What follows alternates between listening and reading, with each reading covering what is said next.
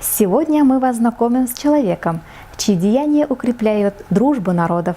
Двери дома Риды Кабировой, руководительницы Башкирского и татарского культурного центра Верхнего Уфалея, открыты всем. Здесь гостят как артисты национальной эстрады, так и целые делегации с республик Башкортостан и Татарстан. Да и сама она любит навещать своих друзей и близких. Сегодня она пришла к председателю местного башкирского курултая Фанузе Зариповой. Есть о чем поговорить двум коллегам. Проблемы и планы по развитию культуры, традиций местных башкир и татар особо не отличаются. Нужно земляков вдохновить на изучение родного языка, соблюдению обычаев, праздников, помочь им пошивом костюмов и других видов национальной атрибутики.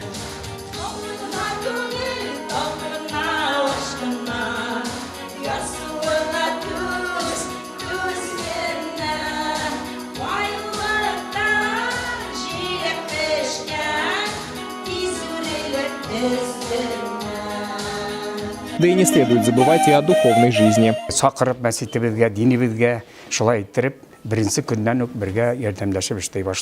Рида Кабирова активно участвует в городских, областных, всероссийских и республиканских конкурсах, занимает призовые места. Праздники и фестивали, пропагандирующие межнациональную дружбу, не проходят без ее участия.